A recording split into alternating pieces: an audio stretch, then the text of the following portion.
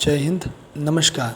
तो today latest update ये है कि स्विट्ज़रलैंड ने यूक्रेन पीस समिट होस्ट किया था जिसमें 90 प्लस कंट्री को बुलाया गया था, बट उन्होंने रशिया को ही इनवाइट नहीं किया। जब भी दो कंट्री के बीच का डिस्प्यूट होता है तो दोनों पार्टीज़ को बुलाया जाता है ताकि जो भी रिजॉल्व हो, जो भी उनके सोल्यूशन हो वो निकल पाए।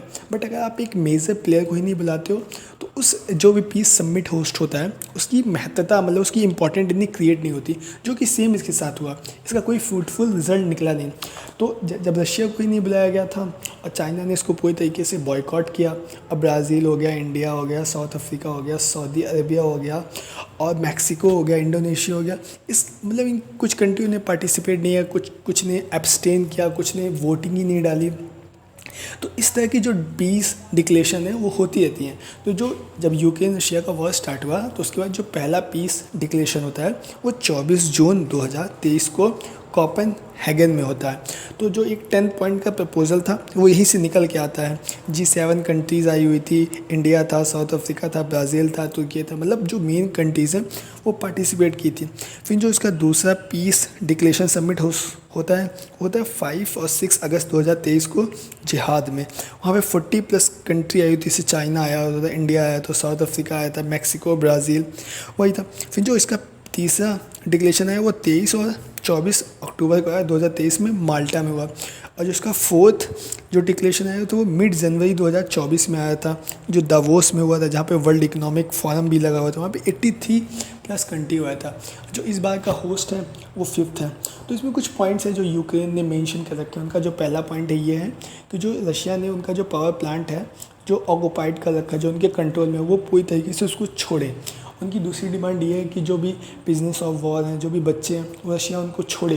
तो फिर जब उसी दिन इतनी बड़ी हौच पौच चल रही थी वर्ल्ड मीडिया में, उसी समय मतलब पुतिन की तरफ से मतलब रशिया की तरफ से भी कुछ पॉइंट के डिक्लेरेशन आया कि उन्होंने बोला कि अगर आप सच में चाहते हो कि पीस डिक्लेरेशन हो तो हम आपको कुछ पॉइंट्स बता दें, आप उसको मान जाओ, हम तुरंत ही सीज़ फायर कर देंगे विदाउट एनी कुछ भी डिमांड रखे। तो जो उनकी पहली डिमांड ये थी कि यूक्रेन कभी भी नाटो जैसे जो ग्रुप्स हैं उसमें कभी भी ज्वाइन नहीं करेगा।